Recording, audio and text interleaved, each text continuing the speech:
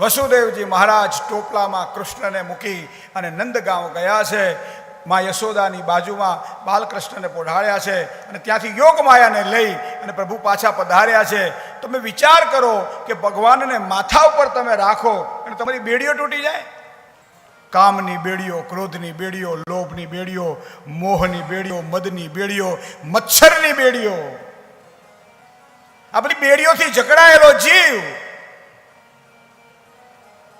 ભગવાનને જ્યારે માથે રાખે ને ત્યારે બેડીઓ બધી આપોઆપ તૂટી જતી હોય છે.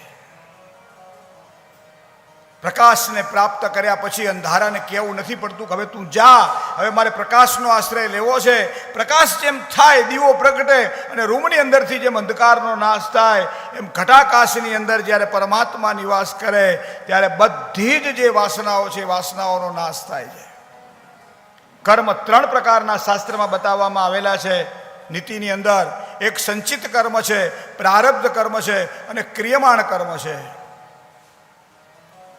અમુક વસ્તુ એવી ફરજિયાત ભોગવવી જ પડે. ઘણા એમ કે આટલા બધા મહાન તપસ્વી છે, મહાન યોગી, મહાન સાધક છે અને છતાંય એને આટલું દુઃખ કેમ? તો સાધક બન્યા, સંસાર છોડી દીધો એટલે શું પૂર્વજન્મના જે કર્મો છે એ બધા બળીને ખાખ થઈ ગયા? પણ ના, એક જ વસ્તુ કળિયુગની અંદર એવી છે કે જે સંચિત કર્મ, પ્રારબ્ધ કર્મ અને ક્રિયમાણ કર્મને બાળી નાખે છે અને એ છે માળા.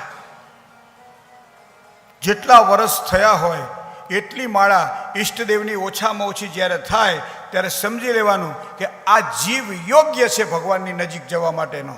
ભગવાનને વાલો તો હજી નથી થતો હો, ભગવાનની નજીક જવા માટે યોગ્ય છે.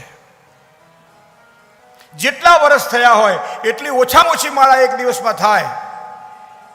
જે ઈષ્ટદેવ આપણા હોય ઈષ્ટદેવની માળા આપણે કરીએ ત્યારે એ માળાનો એક એક મણકો જ્યારે ફરતો હોય ત્યારે મણકાની અંદર પરમાત્માનો રણકાર. રાજુભાઈ કાલ સરસ વાત કરી કે છાણા થાપતી વખતે જેનું સ્મરણ કર્યું હતું અને છાણાને એમ કાન ઉપર લગાવે તો અંદરથી અવાજને ધ્વનિ આવે, એ ભક્તિ કહેવાય.